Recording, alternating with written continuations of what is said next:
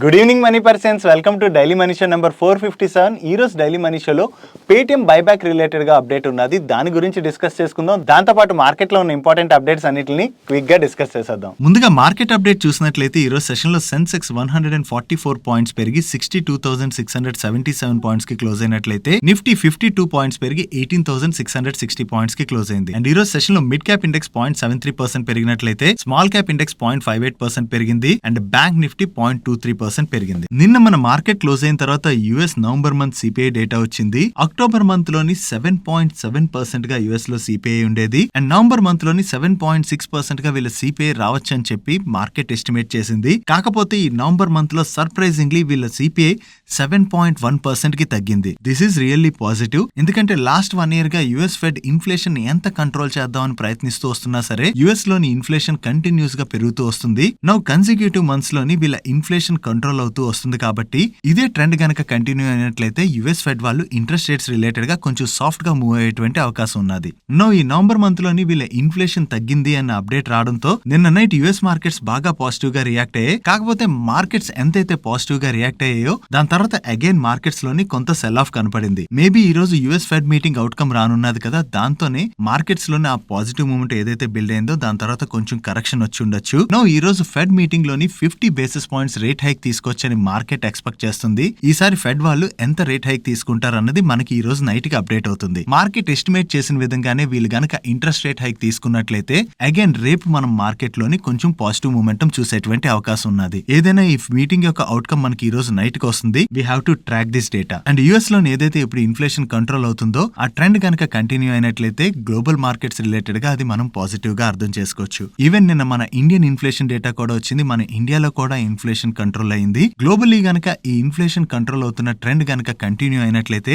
Again last 1 year గా ఈ global markets అన్నిట్లో ఏదైతే మనం ప్రెషర్ చూస్తున్నామో ఆ ప్రెషర్ నుంచి కొంత రికవరీ చూసేటువంటి అవకాశం ఉంటుంది. ఈ వీడియోలో ఇన్ఫర్మేషన్ షేర్ చేయడానికి మన మనీ పర్స్ టీమ్ ఏదైతే ఎఫర్ట్స్ పెడుతుందో ఆ ఎఫర్ట్స్ కనుక మీకు హెల్ప్ఫుల్ అయినట్లయితే వీడియోని మర్చిపోకుండా లైక్ చేయండి. నెక్స్ట్ త్రివేణి టర్బైన్ వాళ్ళు ప్రీవియస్ గా టెండర్ రూట్ లో బైబ్యాక్ అనౌన్స్ చేశారు. అండ్ ఈ బైబ్యాక్ లో వీళ్ళు ఈచ్ షేర్ ని 350 రూపీస్ చొప్పున బైబ్యాక్ చేయబోతున్నారు. నో ఈ బైబ్యాక్ రిలేటెడ్ గా వీళ్ళ దగ్గర నుంచి రికార్డ్ డేట్ అనౌన్స్మెంట్ వచ్చింది. ఈ బైబ్యాక్ రికార్డ్ డేట్ ని వీళ్ళు December 23rd గా ఫిక్స్ చేసినట్టుగా అప్డేట్ చేస్తున్నారు. మీలో ఎవరైనా ఈ బైబ్యాక్ లో పార్టిసిపేట్ చేయాలనుకున్నట్లయితే December 23rd నాటికల్లా ఈ త్రివేణి టర్బైన్ యొక్క స్టాక్స్ మీ డిమాట్ అకౌంట్ లో క్రెడిట్ అయి ఉండాలి. ఈ పాజిటివ్ కార్పొరేట్ యాక్షన్ అప్డేట్ తోని ఈ రోజు సెషన్ లో త్రివేణి టర్బైన్ స్టాక్ లో మనం పాజిటివ్ మూమెంటం చూసాం. నెక్స్ట్ నిన్న మార్కెట్ క్లోజ్ అయిన తర్వాత పేటిఎం వాళ్ళ దగ్గర నుంచి బైబ్యాక్ రిలేటెడ్ గా అనౌన్స్మెంట్ వచ్చింది. ఈ బైబ్యాక్ యొక్క డీటెయిల్స్ మనం చూసినట్లయితే టోటల్ గా వీళ్ళు 850 crores వర్త్ షేర్స్ ని బైబ్యాక్ చేయబోతున్నారు. అండ్ ఈ బైబ్యాక్ లో వీళ్ళు 810 రూపీస్ చొప్పున ఈచ్ షేర్ ని బైబ్యాక్ చేయబోతున్నారు. ప్రెసెంట్ మార్కెట్ లో ట్రేడ్ అవుతున్నటువంటి ప్రైస్ తోని ఈ బైబ్యాక్ ప్రైస్ ని కంపేర్ చేసి చూసినట్లయితే వీళ్ళు 50% ప్రీమియం లోని బైబ్యాక్ చేస్తున్నారు. కాకపోతే ఈ బైబ్యాక్ ని వీళ్ళు టెండర్ రూట్ లో కాకుండా ఓపెన్ మార్కెట్ రూట్ లో అనౌన్స్ చేయడం జరిగింది.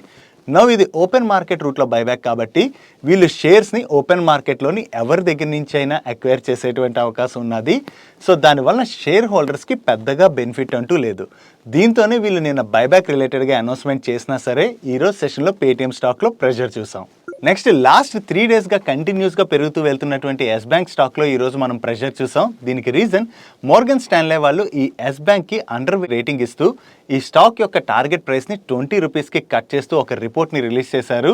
దీనిలో వీళ్ళు చెప్తున్నటువంటి రీజన్స్ ఏంటంటే మ్యాక్రోస్ ఇంప్రూవ్ అయ్యి లోవర్ క్రెడిట్ కాస్ట్ వలన వీళ్ళ మార్జిన్స్ ఇంప్రూవ్ అవుతాయని అండ్ ఫైనాన్షియల్ ఇయర్ 25 కల్లా వీళ్ళ ROA 1%కి ఇంప్రూవ్ అవుతుందని వీళ్ళు చెప్తున్నారు. కాకపోతే financial year 24 price to book value ప్రకారం చూసినట్లయితే ఇదంతా స్టాక్ ప్రైస్లో ఆల్రెడీ రిఫ్లెక్ట్ అవుతుందని అండ్ ROA 1% కన్నా ఇంప్రూవ్ అవడం కష్టమని అది గ్రాడ్యువల్గా ఇంప్రూవ్ అవుతుందని వీళ్ళు చెప్తున్నారు.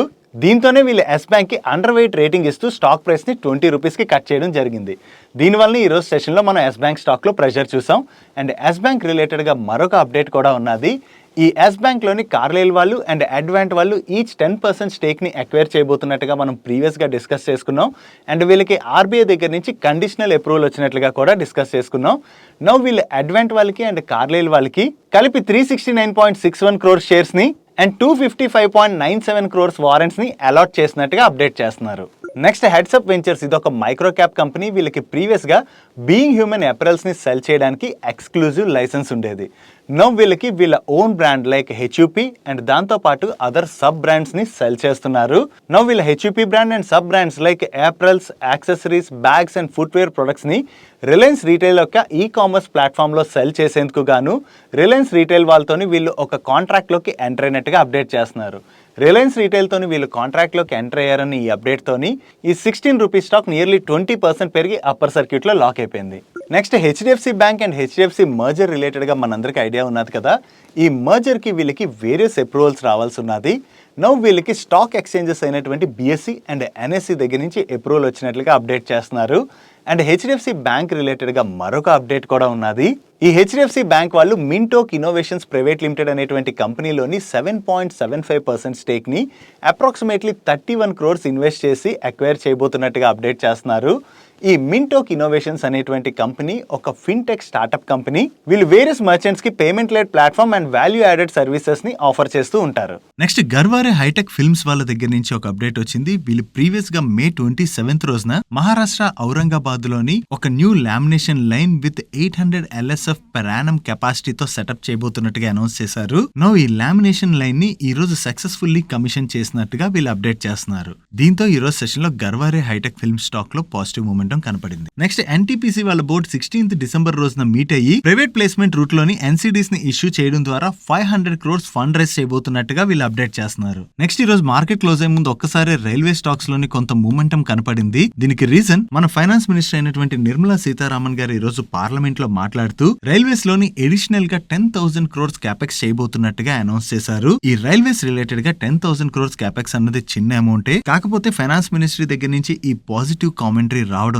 ఈ రోజు మార్కెట్ క్లోజ్ అయ్యే ముందు ఈ రైల్వే స్టాక్స్ లో పాజిటివ్ మూమెంటం బిల్డ్ అయింది. నెక్స్ట్ బ్యాంక్ ఆఫ్ బరోడా వాళ్ళకి నైనితాల్ బ్యాంక్ లిమిటెడ్ లోని 98.57% స్టేక్ ని హోల్డ్ చేస్తున్నారు. వీళ్ళు నైనితాల్ బ్యాంక్ లిమిటెడ్ లో హోల్డ్ చేస్తున్నటువంటి స్టేక్ ని డైవర్స్ చేయడానికి వీళ్ళ బోర్డు అప్రూవ్ చేసినట్లుగా అండ్ ఈ డైవర్స్మెంట్ రిలేటెడ్ గా ఈఓఐ అంటే ఎక్స్ప్రెషన్ ఆఫ్ ఇంట్రెస్ట్ ని ఇన్వైట్ చేయడానికి అడ్వర్టైజ్మెంట్స్ ని కూడా ఇష్యూ చేస్తున్నట్టుగా వీళ్ళు అప్డేట్ చేస్తున్నారు. నెక్స్ట్ ఐఎక్స్ దగ్గర నుంచి ఒక అప్డేట్ వచ్చింది. India net zero carbon emissions ambition లో భాగంగా ఐఎక్స్ వాళ్ళు మార్కెట్ బేస్డ్ ట్రేడబుల్ ఇన్స్ట్రుమెంట్స్ ని యూజ్ చేయడం ద్వారా కార్బన్ ఎమిషన్స్ ని ఆఫ్సెట్ చేసినట్లుగా, దీంతో ఐఎక్స్ ఇండియాలోనే first carbon neutral power exchange అయినట్లుగా వీళ్ళు అప్డేట్ చేస్తున్నారు. నెక్స్ట్ మహేంద్ర అండ్ మహేంద్ర వాళ్ళ దగ్గర నుంచి ఒక అప్డేట్ వచ్చింది. మహేంద్ర అండ్ మహేంద్ర వాళ్ళు మహారాష్ట్ర పూణేలోని 10,000 crores ఇన్వెస్ట్ చేసి ఎలక్ట్రిక్ వెహికల్ మ్యానుఫ్యాక్చరింగ్ ప్లాంట్ ని సెటప్ చేయడానికి వీళ్ళకి మహారాష్ట్ర గవర్నమెంట్ దగ్గర నుంచి అప్రూవల్ వచ్చినట్లుగా చెప్తున్నారు.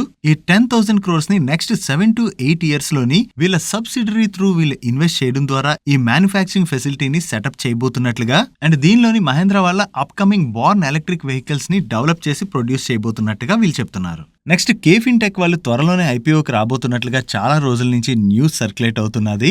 నౌ ఈ ఐపీఓ రిలేటెడ్ గా డీటెయిల్స్ ఈ రోజు వచ్చాయి. క్యాంప్స్ ఏ బిజినెస్ లో అయితే ఆపరేట్ చేస్తుంటుందో కేఫిన్ టెక్ వాళ్ళు కూడా సేమ్ బిజినెస్ లోనే ఆపరేట్ చేస్తూ ఉంటారు. Coming to this IPO details, ఈ ఐపీఓ 19th December రోజున ఓపెన్ అయ్యి 21st December రోజున క్లోజ్ అవబోతుంది. అండ్ ఈ ఐపీఓ యొక్క ఇష్యూ సైజ్ 1,500 crores అండ్ ఈ కంప్లీట్ 1,500 crores వీళ్ళు ఓఎఫ్ఎస్ అంటే ఆఫర్ ఫర్ సేల్ లో ఇష్యూ చేస్తున్నారు. అండ్ ఈ ఐపీఓ యొక్క ప్రైస్ బ్యాండ్ 347 రూపీస్ నుంచి 366 రూపీస్ అండ్ ఈ ఐపీఓలో క్యూఐబీస్ కి 75%, ఎన్ఐఎస్ కి 15% అండ్ రీటైల్ కి 10% అలొకేట్ చేస్తున్నారు. అండ్ ఈ stock both BSE and NSE లో లిస్ట్ అవబోతుంది. నెక్స్ట్ పటేల్ ఇంజనీరింగ్ వాళ్ళ దగ్గర నుంచి ఒక అప్డేట్ వచ్చింది. ఈ పటేల్ ఇంజనీరింగ్ వాళ్ళ బోర్డు December 16th రోజున మీట్ అయ్యి వీళ్ళ ఈక్విటీ షేర్స్ ని రైట్స్ బేసిస్ లో ఇష్యూ చేయడం ద్వారా ఫండ్స్ రైజ్ చేసేటువంటి ప్రపోజల్ ని కన్సిడర్ చేయబోతున్నట్టుగా అప్డేట్ చేస్తున్నారు. ఈ రైట్స్ ఇష్యూ రిలేటెడ్ గా డీటెయిల్స్ మనకి December 16th రోజున అప్డేట్ అవుతాయి. వీళ్ళ దగ్గర నుంచి అనౌన్స్మెంట్ రావడంతో ఈ రోజు సెషన్ లో పటేల్ ఇంజనీరింగ్ స్టాక్ పాజిటివ్ గా రియాక్ట్ అయింది. నెక్స్ట్ ఎన్బిసిసి వాళ్ళ దగ్గర నుంచి ఆర్డర్స్ రిలేటెడ్ గా ఒక అప్డేట్ వచ్చింది. ఈ నవంబర్ మంత్ లోని వీళ్ళు టోటల్ గా 300.41 crores వర్త్ ఆర్డర్స్ విన్ అయినట్లుగా అప్డేట్ చేస్తున్నారు. ఈ ఆర్డర్స్ రిలేటెడ్ గా అప్డేట్ రావడంతో ఈ రోజు సెషన్ లో ఎన్బిసిసి స్టాక్ పాజిటివ్ గా రియాక్ట్ అయింది.